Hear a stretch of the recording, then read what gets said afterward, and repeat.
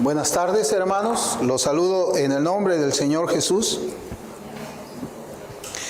Quiero pedirles que por favor abramos la escritura en Tito, la epístola que escribe el apóstol San Pablo a Tito en el capítulo 2.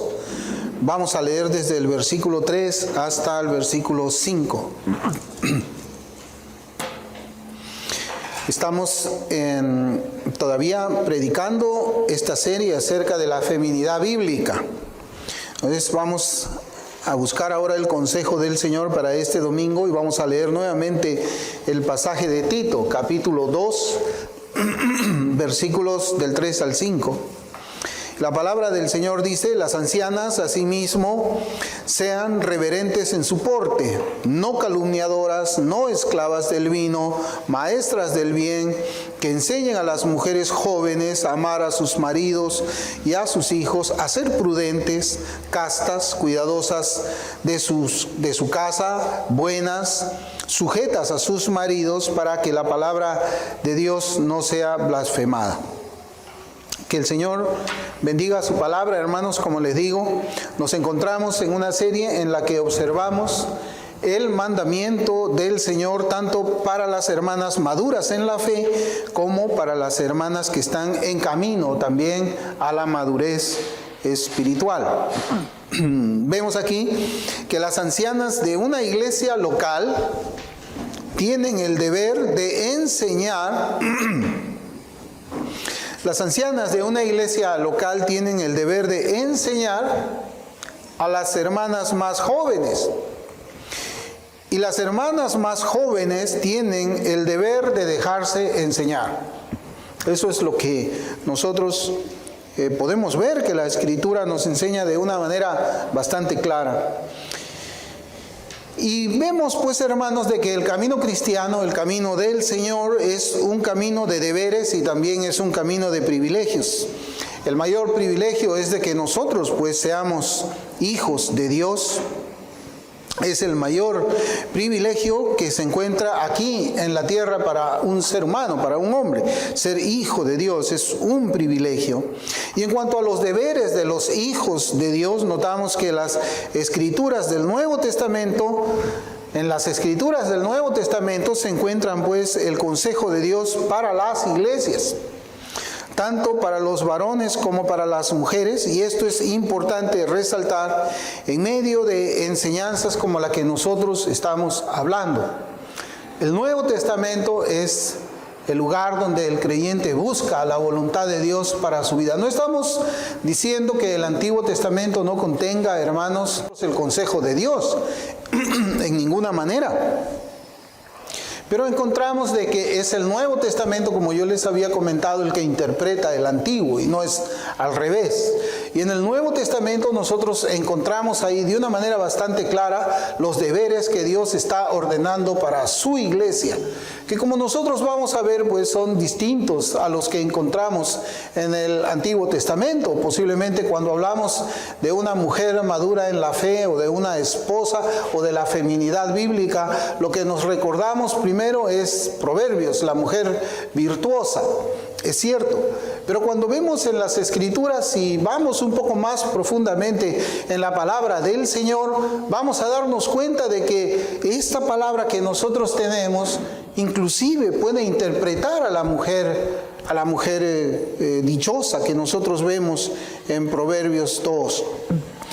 Ahora, cuando estamos hablando en este punto de que las mujeres ancianas tienen que enseñar a las mujeres más jóvenes, la pregunta que yo ya les había estado compartiendo a ustedes, un poco para que la palabra del Señor también sea incisiva a nuestros corazones, es la siguiente. ¿Es importante obedecer antes que enseñar? Yo creo que sí. Hasta en el mundo secular es importante, hermanos, de que nosotros primeramente aprendamos a ser obedientes para después tener cargos en los cuales podamos nosotros enseñar. Claro que sí, es importante ser obedientes antes que enseñar. Y el Señor Jesucristo dijo esto mismo cuando hablaba de las enseñanzas de los fariseos y de las conductas de ellos. El Señor en las Escrituras, Él hizo un contraste que disgustó a los fariseos. Y es precisamente contrastar lo que ellos enseñaban y la manera como es que ellos vivían. ¿Dónde encontramos esto? En Mateo 23, es un pasaje bastante conocido por los creyentes. Mire cómo dice en los versículos 2 y 4. Dice, en la cátedra de Moisés se sientan los escribas y los fariseos. ¿Qué cosa es la cátedra? Ya sabemos. Entendemos que la cátedra es una posición de enseñanza. En la cátedra de Moisés se sientan los escribas y los fariseos, así que todo lo que os digan que guardéis, guardadlo y hacedlo. Mas no hagáis conforme a sus obras, porque ellos dicen y no hacen. Porque atan cargas pesadas y difíciles de llevar y las ponen sobre los hombros de los hombres, pero ellos ni con un dedo quieren moverlas. Entonces, estas palabras pues se encuentran al inicio, hermanos, de las acusaciones que el Señor les iba a repetir a los fariseos. Así es como el Señor comienza en este versículo 23. Estas palabras van a ser el preámbulo para las siguientes palabras que el Señor les iba a decir a ellos. ¿Y cuáles fueron esas palabras que el Señor le repetía a estos hombres que enseñaban pero no hacían? Que obligaban a los demás a cumplir la ley de Moisés, pero ellos no querían cumplir la ley de Moisés. ¿Cómo les decía el Señor? ¡Ay de vosotros, escribas y fariseos hipócritas! Por eso es importante obedecer para poder enseñar. Obediencia para poder enseñar.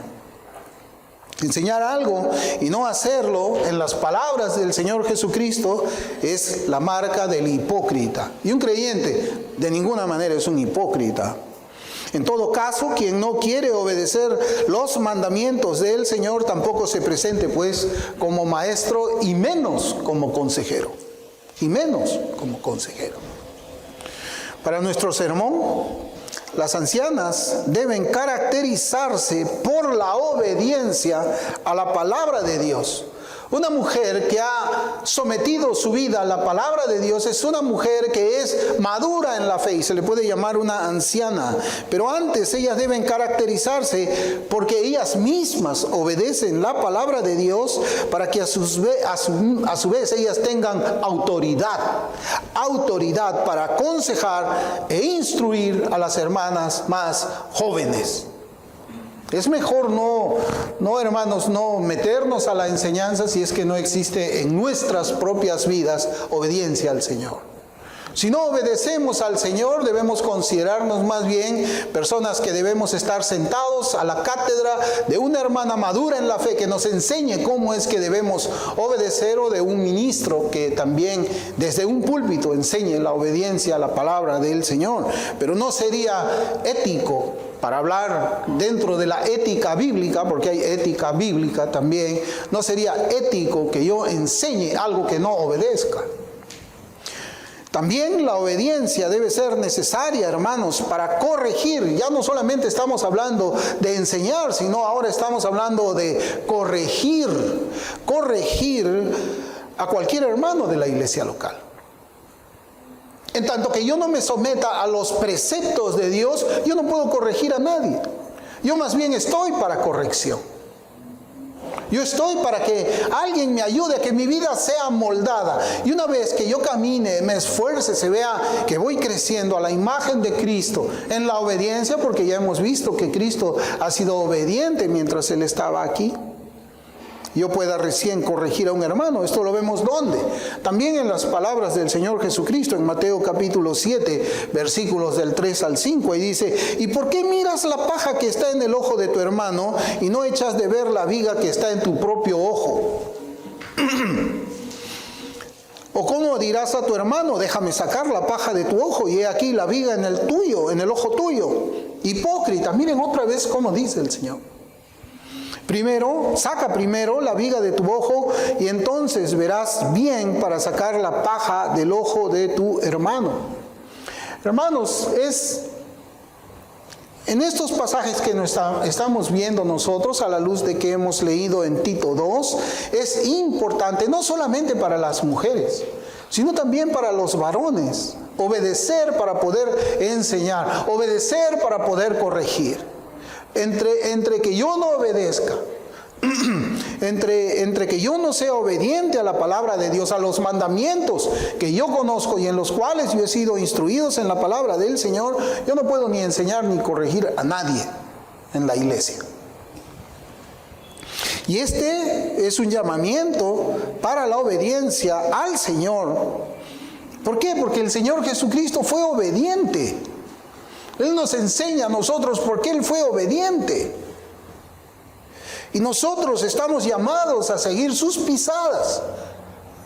Por eso en 2 de Corintios capítulo 10, versículos del 3 al 6, la Escritura dice: pues aunque andamos en la carne, no militamos según la carne, porque las armas de nuestra milicia no son carnales, sino poderosas en Dios para la destrucción de fortalezas, derribando argumentos y toda altivez que se levanta contra el conocimiento de Dios. Mire cómo dice: y llevando cautivo todo pensamiento a la obediencia de Cristo. Y estando prontos a castigar toda desobediencia cuando vuestra obediencia sea perfecta. Ahí está. Pablo también reafirma lo que el Señor Jesucristo había enseñado durante su ministerio terrenal hace 2000 años allá en Palestina. Hermanos, nuestra meditación de hoy tiene que ver con las ancianas que enseñan a las más jóvenes eso mismo: a llevar todo pensamiento cautivo a la obediencia de Cristo. Nuestro versículo 5 dice: a ser prudentes. A ser prudentes. Y ser prudente significa esto.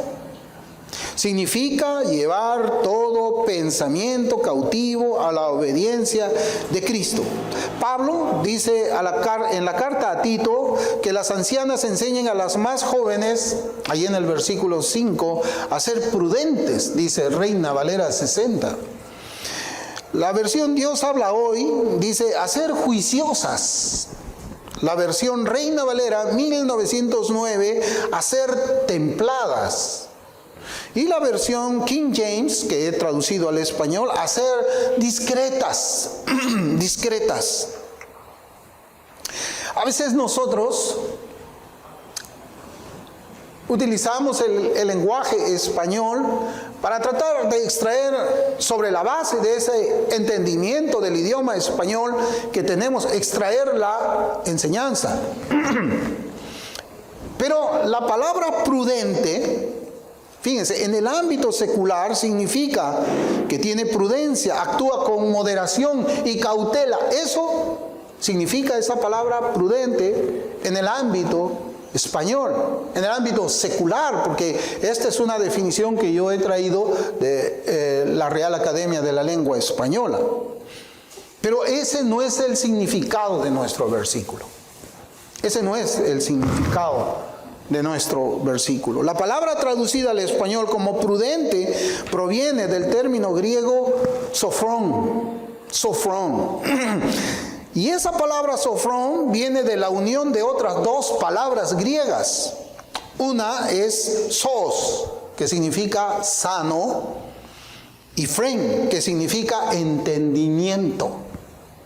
Es decir, las ancianas deben enseñar a las mujeres más jóvenes a tener un entendimiento sano. O, dicho de otra manera, tienen que enseñarle a las más jóvenes a tener una mente sana. Una mente sana. La misma, o sea, esa mente debe ser autodisciplinada en la libertad que Cristo nos ha dado, y también debe ser autodisciplinada en cuanto a las pasiones y los deseos. Eso significa, hermanos, la traducción al español de lo que la Escritura nos enseña. Si yo estuviese predicando en el griego koiné y todos hablásemos griego koiné, no habría la necesidad de recurrir al idioma griego, porque entenderíamos perfectamente qué cosa significa pues esa palabra sofrón, mente sana, un entendimiento sano. Y tal vez la manera práctica de traducir esta sola palabra al español y en el contexto bíblico es que las mujeres cristianas deben aprender a tener una mente controlada por Dios. Eso es lo que está diciendo, a que sean prudentes, a que las mujeres jóvenes sepan tener una mente controlada por Dios. Y evidentemente la anciana que enseña eso debe tener una mente controlada por Dios. Porque ¿cómo puede enseñar algo que ella no practica? ¿O cómo puede dar algo que ella no tiene? Tiene que ser así. Tiene que ser de esa manera. Hermanos, cuando estábamos en el mundo sin Cristo, nuestra mente estaba controlada ¿por cuál? ¿Por qué? ¿Por quién? Por el mundo. Nuestra mente estaba controlada por el mundo, estaba controlada por nuestra carne, lo que a mí me gusta, y estaba controlada por nuestras pasiones, lo que a mí me deleita. Toda decisión y toda elección la tomábamos sobre esa base de manera natural. ¿Por qué? Porque nuestras mentes estaban llenas de lo que el mundo ofrecía. En ese tiempo éramos ajenos a la palabra de Dios. Un creyente no toma decisiones basadas más que en la palabra de Dios. Nosotros estamos completamente desligados del mundo en cuanto a su pensamiento, en cuanto a sus enseñanzas, en cuanto a muchas cosas. Y acá, hermanos, hasta podríamos hablar acerca de la enseñanza que se da en las escuelas, a los niños, a los adolescentes.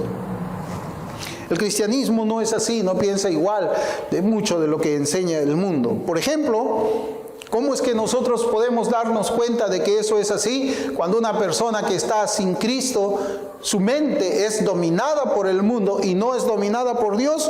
Por ejemplo, el rol de la mujer en el matrimonio. ¿Qué cosa el mundo enseña a una mujer? El feminismo. Deslígate de tu marido, odia a tu marido, sé independiente, triunfa en la vida, olvídate de tus hijos. ¿No es eso lo que el mundo enseña? Por supuesto que eso enseña el mundo. Pero la palabra de Dios, ¿cómo enseña? Estamos viendo acá, hermanos, que en la feminidad bíblica, la palabra de Dios enseña completamente opuesto a lo que el mundo enseña. Por eso es que el mundo aborrece la iglesia. Porque la iglesia tiene que corregir ese pensamiento. El mundo tiene controlada su mente por sus propias pasiones, por sus propios deseos, por su propia manera de ver la vida, por su cosmovisión. El cristiano no, el cristiano tiene una cosmovisión bíblica de todo, del matrimonio, el rol de la esposa, la relación entre hermanos, nuestra relación con el Señor, todo está dentro de nuestra cosmovisión bíblica. Y hermanos, desde que nacimos de nuevo, nuestra mente pues sufre un cambio radical en cuanto a nuestra manera de pensar y ver el mundo. Hay una doctrina que se llama la doctrina noética del pecado, algo así como Noé. Y ahí está hablando, hermanos, cómo es que la caída de Adán afectó a su descendencia, o lo que se conoce como el pecado original. Hermano, el pecado de Adán ha destruido la mente del hombre.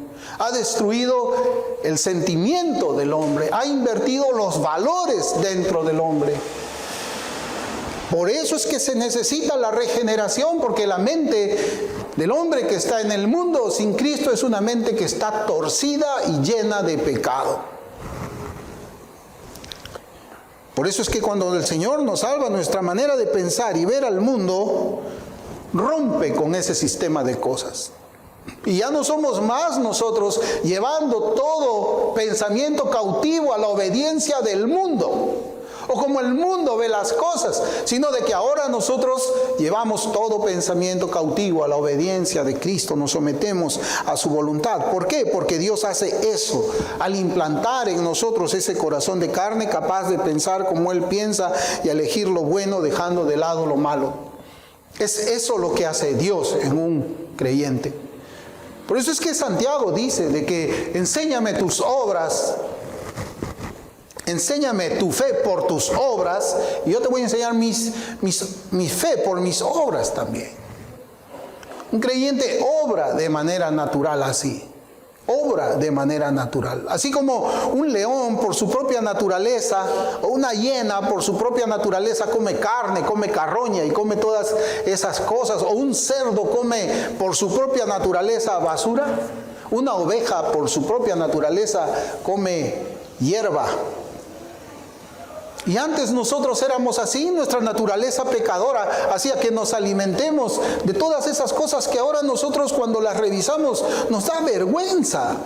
Y uno dice, ¿cómo puedo haber pensado así yo en el pasado? Porque éramos del mundo, porque nuestra mente estaba caída, pero ahora no, Dios hace una obra poderosa de tal manera de que restaura no solamente la imagen de Dios que estaba caída y desnaturalizada en nosotros por causa del pecado, sino que ahora también nuestros pensamientos son distintos, nuestra voluntad es diferente, nuestros deseos, nuestros gustos, todo, hermano, es un cambio de raíz. Entonces, considerando todo eso, que ya está ese corazón preparado por Dios para obedecer su palabra, para ser entrenado en la piedad y en la justicia y en la rectitud y en la verdad, entonces es que Dios ordena a las más ancianas para que ellas enseñen algo que aprendieron también ellas, y es a entregar la mente al control de Dios para una obediencia santificadora y resistir la carne y su influencia. Eso es.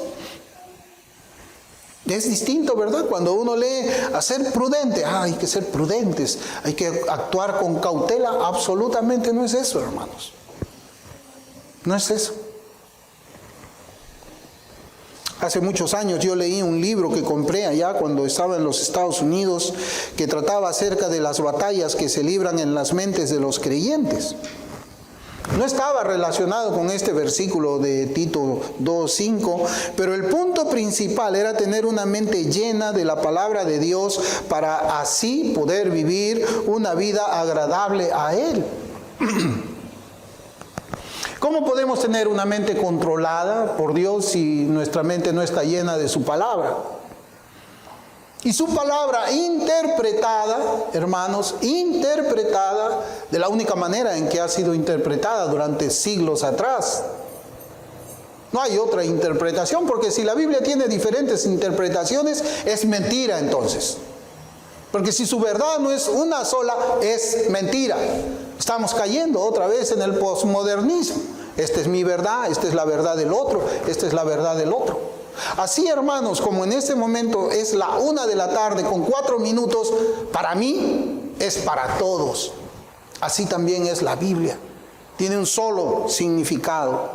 Entonces, primeramente, para que nosotros podamos tener una mente cautiva de Dios, debe de estar llena de su palabra, interpretada correctamente.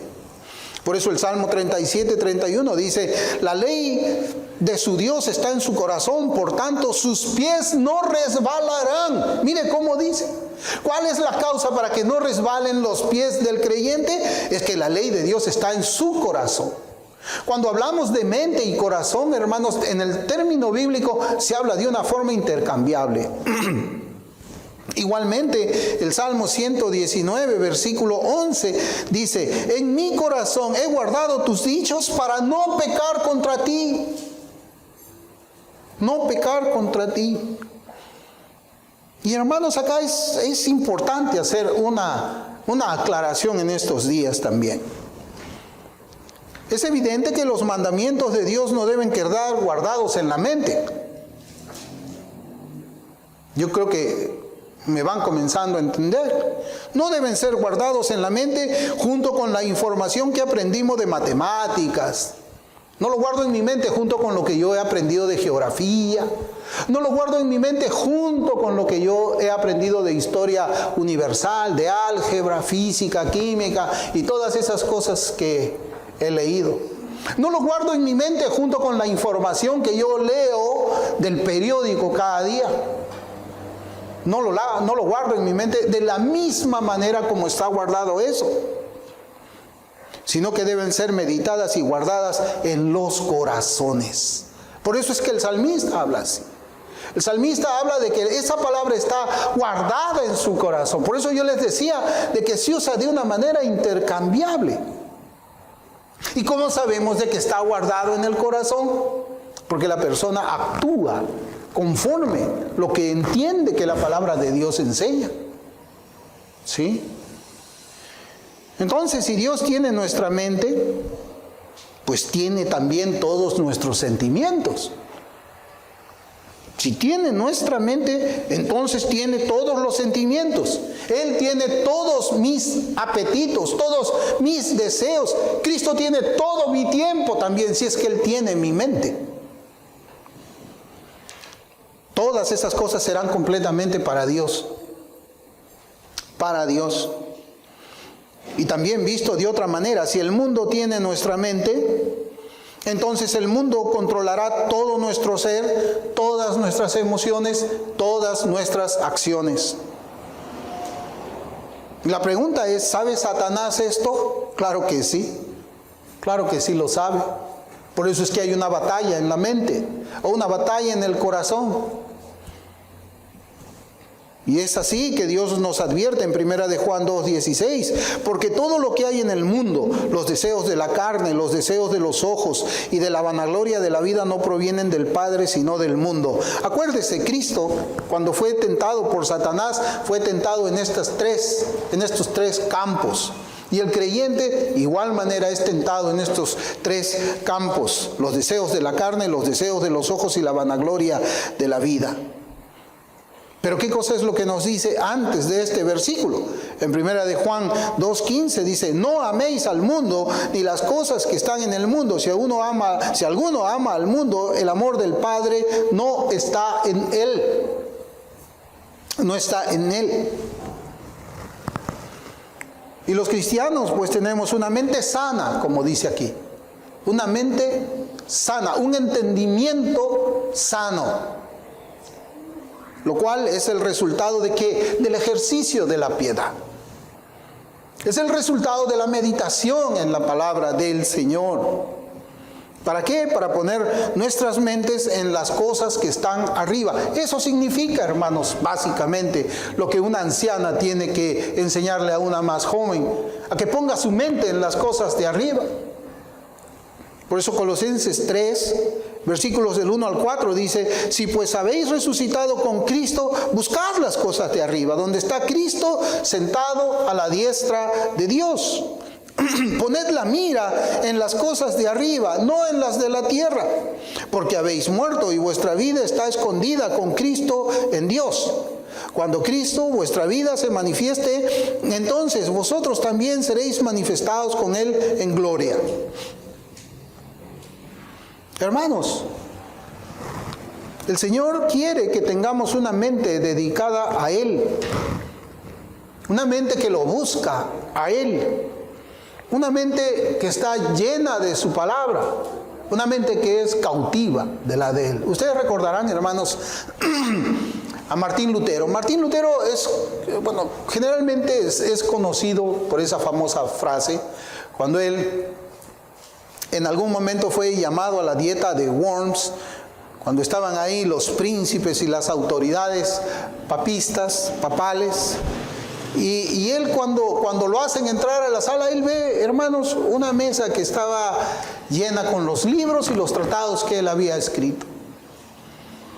Y la autoridad católico-romana le dice, bueno, ¿tú has escrito estas cosas de aquí? Sí, yo las he escrito. Bueno, queremos que te arrepientas, que te retractes de todo esto. ¿Y qué cosa dijo él? No es bueno, dice, ¿no? No es justo, ¿no? No es bueno. Y él dijo, mi mente está cautiva de la palabra de Dios. Así habla un creyente.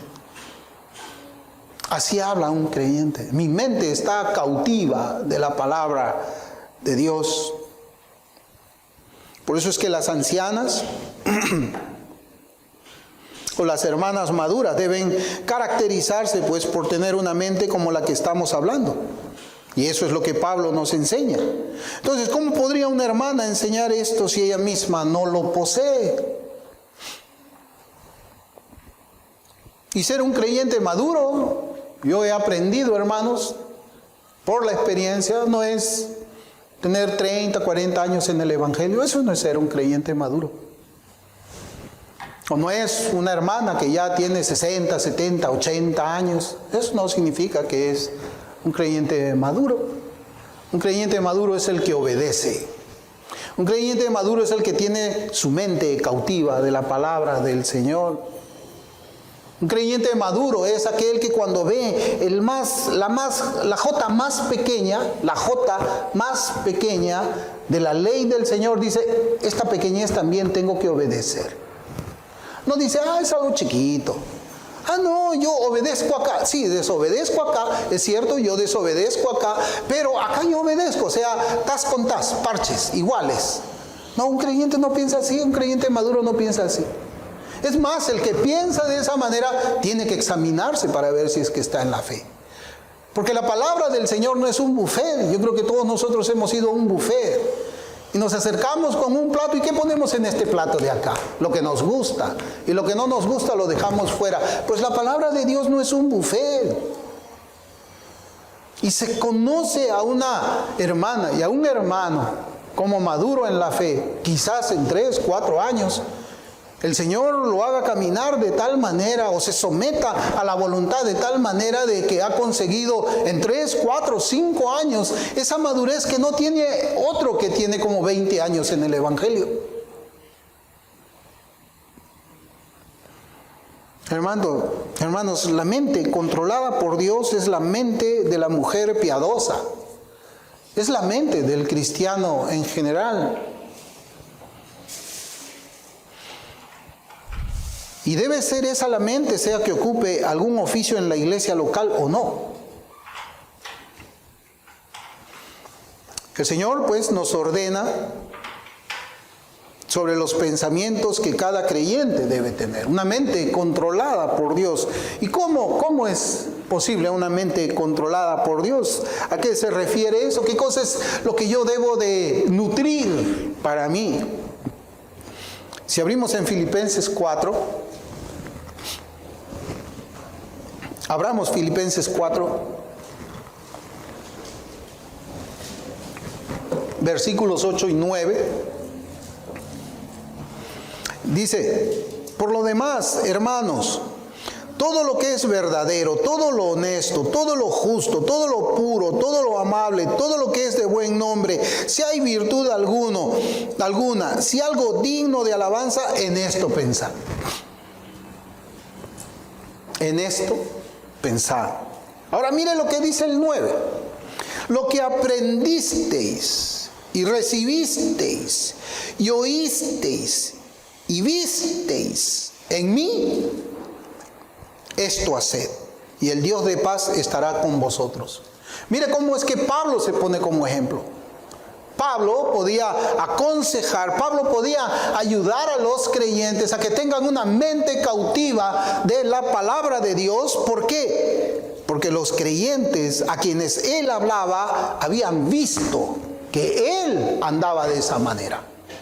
Ahí está. No era de que el inmaduro corrigiendo al otro inmaduro, o el joven en la fe corrigiendo al joven en la fe. El maduro enseñando a los nuevos, a los débiles, a los bebés en Cristo. Lo que sabemos, hermanos, es que existen obstáculos que llevan nuestra mente fuera de ese objetivo piadoso. O sea, aquí en el versículo 8 de Filipenses 4 ya vemos en todo lo que nosotros tenemos que pensar para poder tener una mente cautiva de la palabra de Dios. Pero hay obstáculos. ¿Por qué es que no podemos tener eso en nuestra mente? Porque hay obstáculos. Hay obstáculos para que alcancemos ese objetivo piadoso. Y hay que decir acá que Satanás nunca descansa. Nunca descansa. Por eso es necesario hacer un examen personal sobre los pensamientos que llenan y controlan nuestra mente. y que nos alejan de la obediencia al mandamiento de Dios. Con la Biblia en la mano, hermanos, en este versículo 8 de Filipenses 4, de repente podemos preguntar, ¿estamos pensando en todo lo que es verdadero? ¿Llenamos nuestra mente de todo lo que es verdadero o de tal vez de lo que es falso también? ¿De todo lo honesto? Vemos con nuestros ojos, escuchamos con nuestro oído, nos alimentamos de todo lo que es honesto, de todo lo que es justo, de todo lo que es puro. ¿De qué nos llenamos nosotros? Aún nuestras conversaciones personales debemos de meditarlas. ¿Qué es lo que a mí me hablan al oído?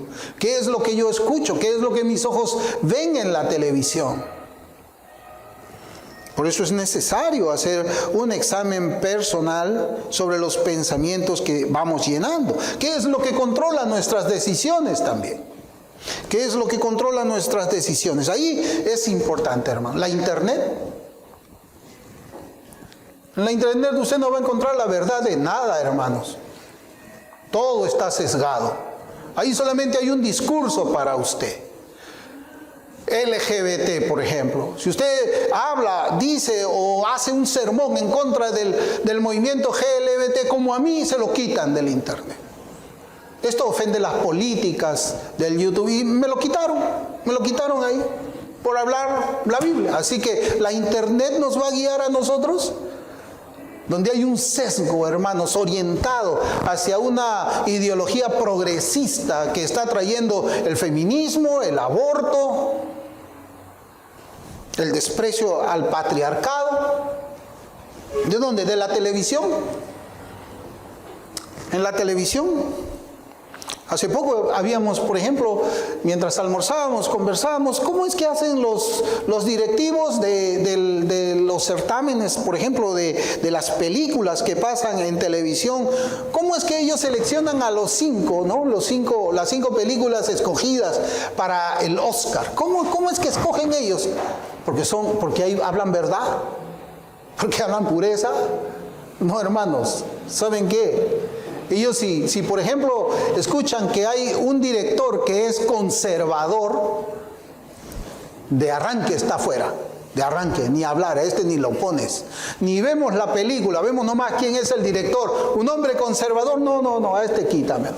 Hay que poner a los progres, a esas películas que dirigen los progres. Por eso es que aún dentro de las famosas películas de familia, algo con lo que tenemos que tener cuidado de cómo llenamos nuestra mente, hermanos, no son inofensivas, porque siempre va a aparecer por ahí algún homosexual, a una persona gay.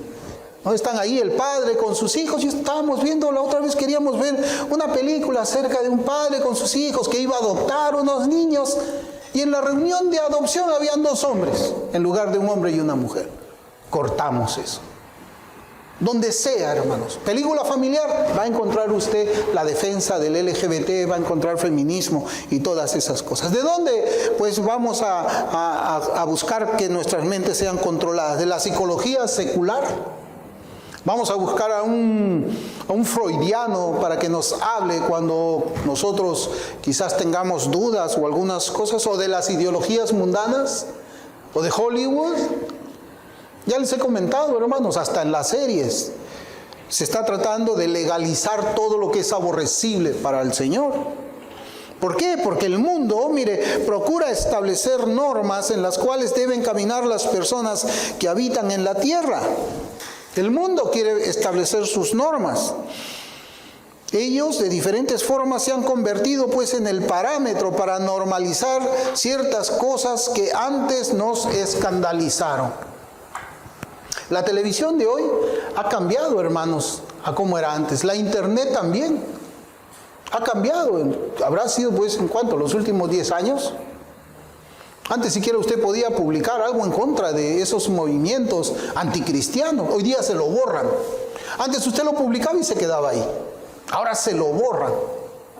Yo le pregunto a mi esposa, ¿pero cómo saben ellos que yo estoy hablando esto? Y mi esposa me explica que hay una tecnología, no me acuerdo cómo se llama, que aún en mis videos ellos están buscando las palabras. Y cuando encuentran las palabras, no, saca esto. Hermanos, si observamos a quienes nos rodean, podemos notar que muchas de las cosas que se ven en la televisión ya no nos pasman como antes lo hacían. Por ejemplo, el adulterio y la fornicación de los personajes de algún programa, una serie o una película, eso ya es parte normal de la vida de todas las personas. ¿Qué podemos decir de nosotros mismos? Ya somos normales cuando de repente en la película aparecen escenas subiditas de tono, un actor que está con una actriz que no es su esposa. No, pues ya estamos acostumbrados, hay que seguir mirando, hay que llenar nuestra mente con eso, hay que llenarlo, ¿no? Que la fornicación, el adulterio y toda la impureza sexual, ¿no?, domine nuestra mente, ¿no? El punto, hermanos, es que el pecado delante de nuestros ojos ha venido a situarse como algo normal. Y lo triste es, aún para los cristianos.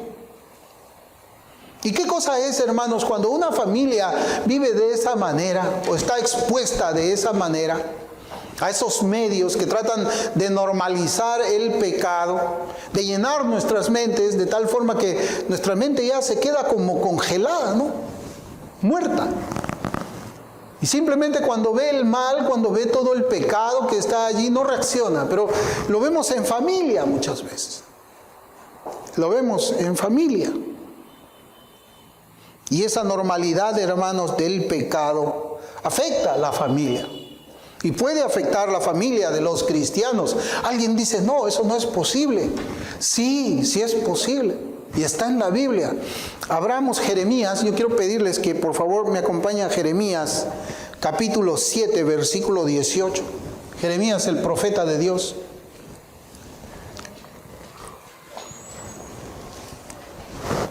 Para ver cómo el mundo y lo pagano puede influenciar en la vida de los creyentes o los profesantes de la fe. Jeremías 7, 18, mire, voy a leer. Y si quiere subraye, para que yo lo tengo subrayado. Los hijos, subraye, recogen la leña. Los padres, subraye, los padres, encienden el fuego. Y las mujeres, subraye, las mujeres, amasan la masa para hacer tortas a la reina del cielo y para hacer ofrendas a dioses ajenos para provocarme a ira. ¿A quién le habla el profeta? ¿A quién le habla?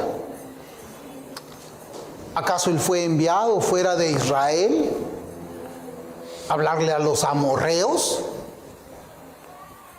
No. Él está enviado al pueblo de Dios, al pueblo que Dios había escogido, a Israel en la carne, para decirle, los hijos recogen la leña, los padres encienden el fuego y las mujeres amasan la masa para hacer tortas a la reina del cielo y para hacer ofrendas a dioses ajenos para provocarme a ira. Toda la familia. Toda la familia, toda una familia que conocía la palabra de Dios, sin embargo participaba unida en el culto a dioses falsos. Y eso ya se había convertido en su costumbre.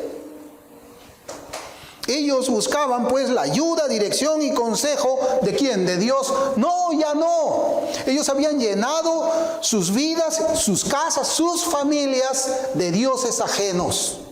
Y ellos buscaban el consejo, la ayuda, el soporte y la esperanza en esos dioses falsos. O sea, ellos buscaban lo que hoy día sería, buscaban pues el consejo, ¿en dónde? En los libros seculares, en los incrédulos, en los ateos. Y algunos quizás también buscarían hoy día el consejo de fuentes católico-romanas, cristianos buscando eso. Es eso lo que nosotros encontramos en Jeremías. Por eso la pregunta es, ¿cómo estamos nosotros? ¿Cómo están nuestras familias? ¿O cuáles son nuestras preocupaciones? ¿Y dónde buscamos consejo y paz? ¿Dónde? Hermanos, y esto es cierto, porque yo he escuchado a muchos profesantes de la fe que van con hasta psiquiatras. psiquiatras. O sea, Freud les va a arreglar el problema en sus vidas. Los seguidores de Freud, un hombre ateo que aborrecía a Dios, ese hombre te va a solucionar el problema de tu vida. O están leyendo libros de filósofos ateos. ¿Cómo criar a tu hijo? La Biblia no lo dice. Hermanos, hermanas, iglesia, para tener nuestra mente y corazón cautivos de la palabra de Dios, debemos considerar como una analogía el alimento que ingerimos. Yo creo que nos hemos convertido pues muy cuidadosos en las cosas que ingerimos para nuestros cuerpos, ¿no?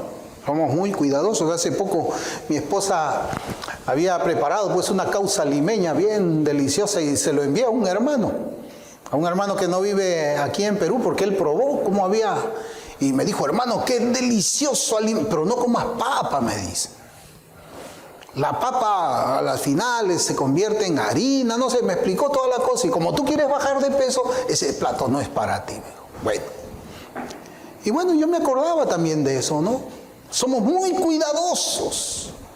Vamos al nutricionista, ¿no? Le decimos: ¿qué puedo comer? ¿Qué no puedo comer? ¿Qué es bueno? ¿Qué no es bueno? Yo quiero mantener mi cuerpo sano. Dime qué alimento debo de ni siquiera mirarlo, ¿no? Entonces así somos nosotros, evitamos comer ciertas grasas, descartamos los carbohidratos, reducimos el azúcar y procuramos comer ¿qué? Alimentos sanos. Bueno, el mismo principio debe ser tomado para llenar nuestros corazones y nuestras mentes.